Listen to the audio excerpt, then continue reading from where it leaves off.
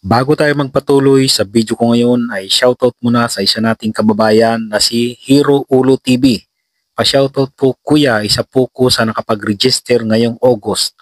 Congrats kabayan at mag-aral mabuti. Ang video ko ngayon ay tungkol sa ilan nating kababayan na nagtatanong kung may hiring daw ba sa company na pinapasukan ko dito sa South Korea. Merong nagtatanong na mga nandito na sa South Korea na kung may bakante raw sa company namin.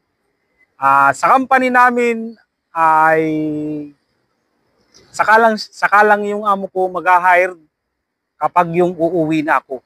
Kasi sa company ng boss ko, ang sitwasyon ngayon ay dalawa lang talaga ang kailangan niyang Pinoy at dalawa lang kami talaga sa company.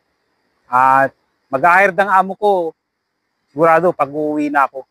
At meron ding ilang kababayan natin na nagtatanong na nasa Pilipinas. Ito ay mas magandang malaman niya habang maaga dahil may isang nagtanong na kung pwede daw ay i-refer ko siya sa amo ko para makapunta na siya dito. Lalaki yung nag-comment sa isang video ko at hindi ko na lang sasabihin yung pangalan. Ang siguro to si kabayan ay gustong-gusto ng makalis. Ang sitwasyon ng pag-hire ng tao dito mga kabayan ay walang palakasan. Walang hugot-hugot. Halimbawa, sasabihin mo yung pangalan mo at pupunta yung halimbawa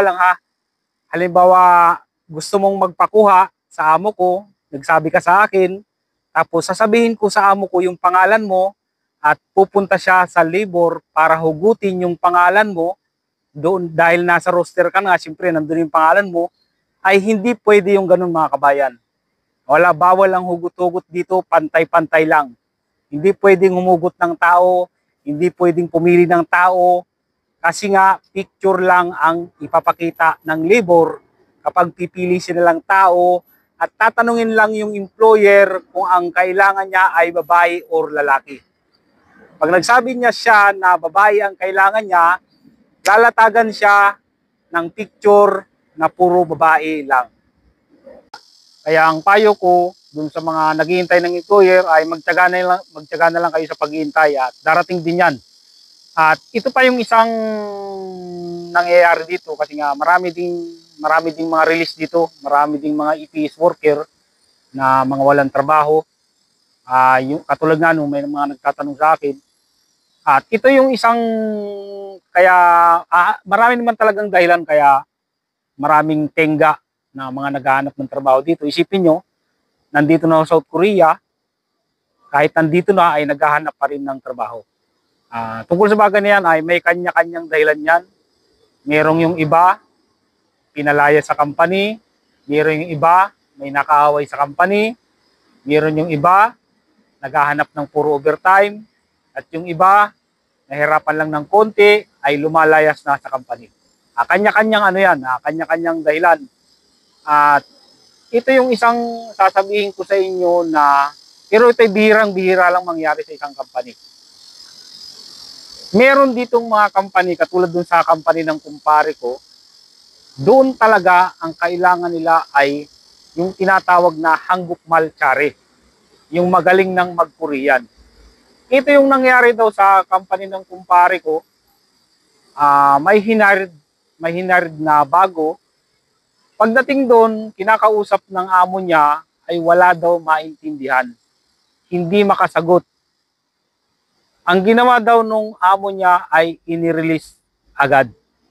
Kasi ang gusto talaga ng amo niya, pagdating mo sa company, dapat ay nakakaintindi ka na ng Korean. Inuulit ko, hindi ganoon lahat ng company dito. Bihirang-bihira lang ang may ganoon. Kaya kung ikaw ay pasang-awa sa exam at wala ka talagang maintindihan, pag napatsyempo ka sa ganong amo, napatsyempo ka sa employer na gano'n na nagsilik sa iyo, yun ang masaklap. Re-release ka, siyempre baguhan ka pa lang, wala ka pang kaalam-alam dito sa South Korea, pero may tutulong naman sa inyo at makakahanap din naman kayo ng trabaho. Yung ibang company ay hindi na, iba lang bihira lang to. Yung ibang company ay hindi na halos daw kumukuha ng bago na manggagaling sa Pilipinas, bagong hire. Kasi nga ang gusto daw ng amo nila ay yung nakakaintindi na ng Korean at karamihan naman na kinukuha ng amo niya ay yung mga release na. Yung mga nandito na sa South Korea. Kasi nga kahit paano ay nakakaintindi na. Pero kapag pumunta dun sa company nila, sa company ng amo niya at kakausapin at hindi rin, kahit release ka na, kahit nandito ka na sa South Korea, kapag kinausap daw ng amo niya at hindi rin makaintindi, ay hindi rin daw tinatanggap. Pero ito, yung mga sinabi kong ito ay bihirang-bihira lang naman yung company ganun dito. At dito nga sa company ng amo ko, mabuti sana kung katulad sa company ng amo ko na ang halos lahat ng Korean ay nakakaintindi ng English. At katulad nga nung pagdating ko dito, kahit wala ako halos maintindihan, at meron din namang mga Pinoy, yun ang mas maganda, may madadatingan kayong mga Pinoy na kapag hindi mo maintindihan minsan, ay sasabihin nila sa iyo, sa inyo. At masaklap lang nito, kung halimbawa nga na ang nag-select sa inyong employer ay mag-isa ka lang sa company na ibang lahi, ay syempre, mahihirapan ka talaga. Kaya kayong mga naghihintay ng employer, kahit paano ay magbasa pa rin kayo. At kahit hindi na mag-memorize, basta magbasa kayo ng magbasa. Mas maganda na rin kasi yung pagdating nyo dito, kahit paano ay nakakaintindi kayo. Mahirap kasi yung pagdating nyo sa company, may kasama kayong Pinoy, mga walang hiya naman, tatawanan lang kayo kapag hindi nyo maintindihan yung sinasabi ng Koreano. May mga ganyang mga kababayan natin dito sa Korea, mayayabang.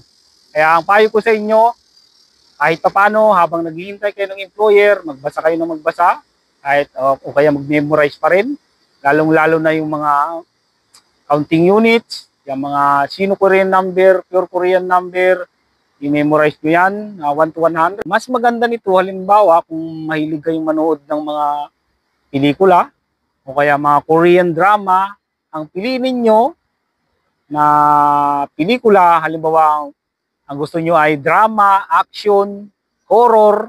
Kung ang hilig mo ay horror, piliin mo yung pelikula, Korean movie na may English subtitle. Para kahit papano ay mahasa yung pandinig ninyo pagdating sa salitang Korean.